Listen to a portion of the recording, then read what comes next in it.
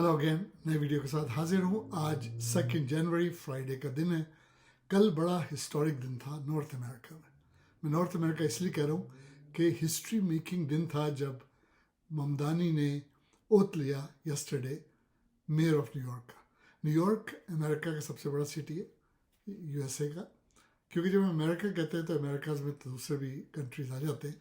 USA का सबसे बड़ा शहर न्यूयॉर्क है और न्यूयॉर्क में 1 जनवरी यानी यस्टरडे को जब जोहरान ममदानी ने एज अ मेयर ओथ लिया तो एक हिस्ट्री कायम हो गई। हिस्ट्री इस तरीके से कि पिछले 110 साल में वो यंगेस्ट मेयर है, 34 ईयर्स ओल्ड। सेकेंडली, पहली दफ़ा कोई मुसलमान न्यूयॉर्क का मेयर बना। थर्डली, उन्होंने ओथ बजाय बाइबल के कुरान पे लिया, और कुरान भी कौन सा, ऑटोमन एम्पायर के ज़माने का। आपको याद होगा जब ओबामा साहब ओथ लेने गए थे सदर का, तो उन्होंने कहा था कि मैं लिंकन वाली बाइबल पे, जो लिंकन ने जिस पे ओथ लिया था, अब्राहम लिंकन ने, उसी बाइबल पे ओथ लूँगा। और उन्होंने लिया आर्काइव से निकाल के। इसी तरीके से ममदानी ने भी ऑटोमन एम्पायर के ज़माने का। देखिए, जो लोग ऑटोमन एम्पायर को समझते हैं उनको अंदाज़ा होगा कि जब टर्क्स पूरी दुनिया पे हुकूमत करते थे तो ऑटोमन एम्पायर की सल्तनत तकरीबन 46 कंट्रीज़ में थी, जिसमें सऊदी अरेबिया भी शामिल था। वो उन्होंने एक आदमी पैदा किया, कमाल अतातुर्क। उसने गद्दारी की, अंग्रेज़ों के साथ मिल गया और divide and rule. Lawrence of Arabia देखिएगा मूवी आप, ऑटोमन एम्पायर ख़त्म हो गया, अफसोस की बात है। लेकिन आज जो ये आपको गोरे अरब नज़र आते हैं ना, मोस्टली गोरे अरब जो हैं वो टर्क्स की जनरेशन है, क्योंकि टर्क्स ज़रा गोरे होते थे। बदोइन के अलावा भी जो गोरों की बात करो, बदोइन की नहीं, वो टर्क्स की औलाद है। तो ऑटोमन एम्पायर्स का वो दौर था जब इस्लाम उरूज पे था। 46 कंट्रीज में इस्लामिक गवर्नमेंट थी। एनीवे, तो उस ज़माने के कुरान पे उन्होंने ओथ लिया ममदानी साहब ने। सबसे अच्छी बात यह है कि अगर आप वॉच कर रहे थे तो आपने देखा होगा कि थाउजेंड्स ऑफ लोग बिलो फ्रीजिंग टेम्परेचर में उनकी ओथ सेरेमनी में आए। और ऑनेस्टली अगर आपने देखा है तो ईमानदारी से बताइएगा कि ट्रम्प का इनाग्रेशन बीट किया है कि नहीं। हालांकि ममदानी तो मेयर है। अमेरिका इतना बड़ा कंट्री है, 350 मिलियन की पॉपुलेशन, उसके एक शहर का मेयर जो सदर की इनाग्रेशन थी उसको बीट कर पाए। कम से कम मेरा ओपिनियन ये है कि उन्होंने डेफिनेटली, जो थंडर था ममदानी का, वो ट्रम्प से, ओबामा से ज़्यादा था।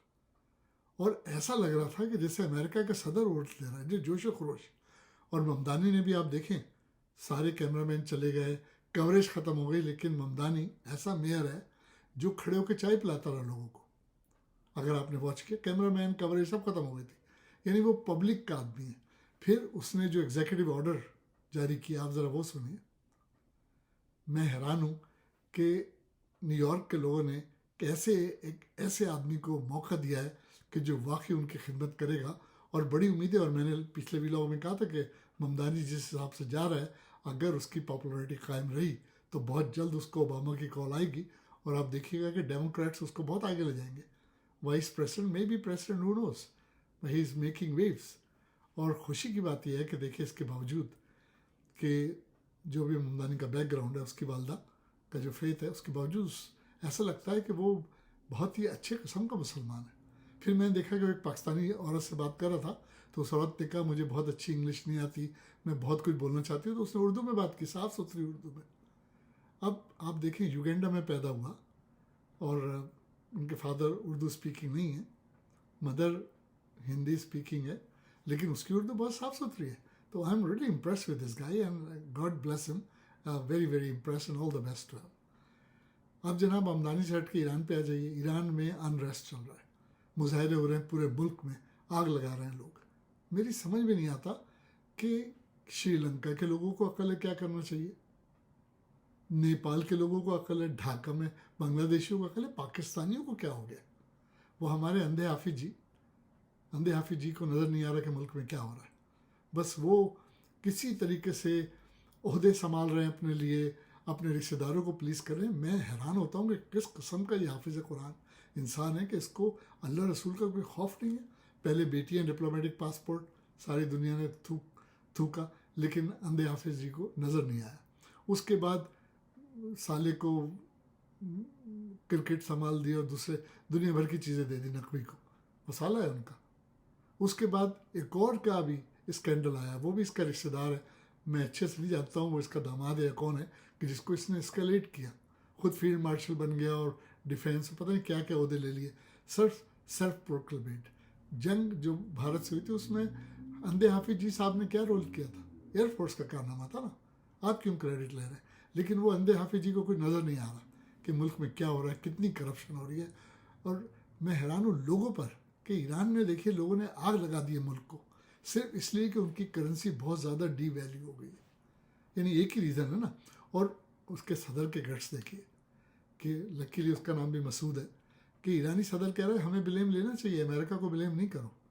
لیکن جو چیز آج میں بولنا چاہتا ہوں وہ یہ بولنا چاہتا ہوں کہ ٹرمپ صاحب نے جو الفاظ کہے ہیں ایران کے ڈیمونسٹریشن کو دیکھ کے کہ we are locked and loaded, بہت خطرناک بات کہی ہے.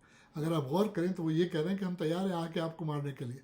اور ٹرمپ صاحب یہ کہہ رہے ہیں کہ اگر ایران نے اپنے مظاہرین پہ زیادتی کی, ابھی صرف 7 مرے مظاہروں میں, ٹرمپ صاحب کو پاکستان نظر نہیں آ رہا کہ پاکستان میں کتنا ظلم ہو رہا ہے, یعنی کس طریقے سے سیدھی گولی مار کے مظاہرین کو مارا جا رہا ہے.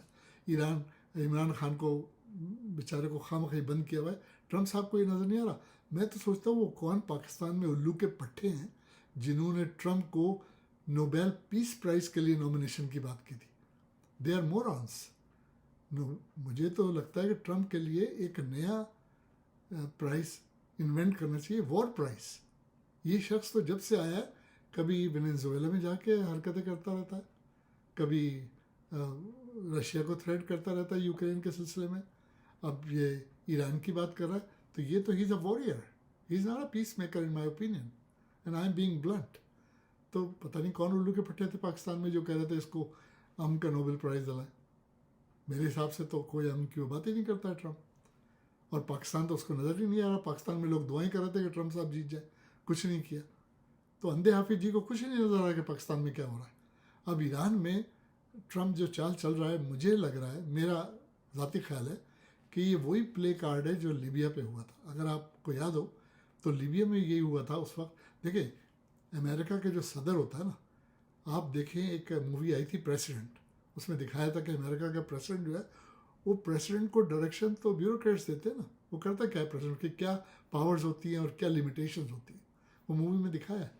تو امریکن پریسیڈنٹ کوئی بھی آ جائے, چاہے وہ ریپبلکن ہو, ڈیموکریٹس ہو, ٹرمپ صاحب ہو, بش ہو, کوئی بھی ہو, پالیسی تو بیوروکریٹس بناتے ہیں نا, جو صدارت چلاتے ہیں. لیبیا میں ایگزیکٹلی یہی ہوا تھا کہ مظاہرین جب سڑکوں پہ آئے, اور وہ بھی آپ کو پتہ ہے آل فکسڈ, وہ تو پیسے ویسے دے کے مظاہرے کراتے. تو امریکہ نے کہا کہ نہیں یہ مظاہرین کی مدد کرنی چاہیے, اور رجیم ہی چینج کر دیا, بیچارے قذافی کی چھٹی کر دی. ایگزیکٹلی مجھے لگ رہا ہے کہ ایران میں بھی وہی پلے کارڈ یوز کیا جا رہا ہے, کیونکہ ایران تو جب سے عراق ایران وار ہوئی تھی اس کے بعد سے امریکہ کی نظروں میں کھٹک رہا ہے. کتنے سینکشنز لگائے, وہ تو لکیلی ایران سروائیو کر رہا ہے, بادام پستے بیچ کے باہر اور آئل بیچ کے جو بھی کر کے بیچارے سروائیو کر رہے ہیں. لیکن ان کی جو کرنسی 4 سال میں جتنی ڈی ویلیو ہوئی ہے, میرا خیال ہے دنیا میں شاید کہیں بھی اتنی ڈی ویلیو نہیں ہوئی. $1 میں 1.3 ملین سم تھنگ لائک ان کا ریال آ رہا ہے. بہت ہی خراب ہو گئی کرنسی. تو لوگ مظاہرہ کر رہے ہیں, اور ظاہر جب ایک ملک پہ مسلسل سینکشن لگے گا اتنے سالوں تک تو وہ سروائیو کیسے کرے گا. مظاہرین یہ کہتے ہیں کہ ایران کی گورنمنٹ جو ہے صحیح سے ہینڈل نہیں کر رہی ایران کی ریسورسز کو, ان کی جو اکانومک گروتھ ہے وہ بھی مائنس میں, -2.6 اور سم تھنگ, اور جب کہ وہ خرچہ کر رہے ہیں اپنے اٹامک پروگرام پہ, دوسرے پروگرام پہ. تو لوگوں کو غصہ یہ ہے کہ پہلے ملک کو تو صحیح کرو نا. لیکن سلام ہے ایران کے لوگوں کو کہ اس کے باوجود کہ اتنی سخت قسم کا وہ رجیم ہے, باہر آ گئے. یعنی اس رجیم کی یہ حالت ہے کہ اگر ایک عورت نقاب صحیح سے نہیں پہنتی ہے تو اس کو سزا دی جاتی ہے. پھر ملک میں مظاہرے ہوتے ہیں, آپ کو یاد ہوگا لاسٹ ایئر یا 2 سال پہلے وہ لوگ آ گئے ہیں سڑکوں پہ باتیں کرنے کے لیے. پاکستان کے لوگوں کو ہوش نہیں ہے کہ کیا ہے. لیکن ٹرمپ صاحب جو ہے, میں نے دیکھا وہ اسرائیل کے وزیر اعظم کے ساتھ کھڑے ہوئے تھریٹ کر رہے ہیں ایران کو کہ اور کہہ رہے ہیں we are loaded and packed. اس کا مطلب ان کی تیاری مکمل ہے کہ ایران کو خدا نخواستہ آ کے مارنا ہے. ایران نے بھی کہا کہ ہم بھی ریڈی ہیں, لیکن ہم سب جانتے ہیں کہ ایران کی کیپیسٹی اور USA کی کیپیسٹی میں دنیا زمین آسمان کا فرق ہے. اب اگر ہم جناب کوئکلی بات کریں پاکستان کی, تو جیسے میں نے کہا کہ اندھے حافظ جی کو کچھ نظر نہیں آ رہا کہ ملک میں کیا تباہی آئی ہوئی ہے, کیا تباہی ہو رہی ہے ملک میں. بس وہ اپنے عہدے سمیٹنے میں لگے ہیں، رشتہ داروں کو پلیز کرنے میں لگے. اور اب ایک اور گند یہ ہو گیا ہے کہ مریم نے اب پنجابی میں سائن لگانے شروع کر دیے پنجاب میں. یعنی وہ ڈویژن شروع کر رہی ہے کہ انکریج کر رہی ہے کہ اب سندھ میں سندھی میں سائن لگے، بلوچستان میں بلوچی میں لگے، KPK میں پشتو میں لگے. آئی مین واٹ نان سینس. آخر میں کوئکلی بات کروں کہ پاکستان کا ایک بڑا اچھا آرٹسٹ تھا قاضی واجد، اس کے نواسے اور فضیلہ قاضی جو ان کی بیٹی ہے وہ بھی TV آرٹسٹ کے بیٹے نے ایک بڑا اچھا آرٹیکل لکھا، اٹس اوور. یہ تھا جنریشن Z یعنی ینگر جنریشن کے لیے. اس نے کہا کہ اٹس اوور. اس کا مقصد کہنے کا یہ تھا کہ یہ جو اسٹیبلشمنٹ ہے پاکستان کی، یا پاکستان کے جو فوجی ہیں جن کو وہ بومر کہہ رہا ہے، یہ چورن بیچنا چاہ رہے ہیں جوان لوگوں کو، اور جوان لوگ چورن نہیں خریدیں گے. جوان لوگوں کی مجبوری یہ ہے کہ آواز اٹھاتے ہیں تو ان کی آواز خاموش کر دی جاتی ہے، انہیں گرفتار کر لیا جاتا ہے، مارا جاتا ہے، تو وہ پھر ملک سے باہر جا رہے ہیں. بڑا اچھا آرٹیکل ہے، انہوں نے اس کو ڈیلیٹ کروا دیا تھا ایکسپریس ٹرائبون سے، لیکن آرٹیکل موجود ہے YouTube پہ، بہت سے لوگوں نے پوسٹ کیا، ضرور پڑھیے گا. مجھے خوشی ہے کہ اس نوجوان نے آنکھیں کھول دی اندھے حافظ جی کی. اللہ کرے اندھے حافظ جی کی آنکھیں کھل جائیں اور وہ دیکھیں کہ پاکستان میں کیا تباہی ہے، اور وہ اللہ کے واسطے یہ ریکگنائز کریں کہ پاکستان میں کون مقبول لیڈر ہے، عوام کیا چاہتے ہیں کہ ان کا وزیر اعظم کون ہو. ان کی آنکھیں کھلے اور اللہ تعالیٰ ان کو ہدایت دے کہ وہ پاکستان کو مزید تباہ ہونے سے بچا لے. اب تک کے لیے اتنا ہی.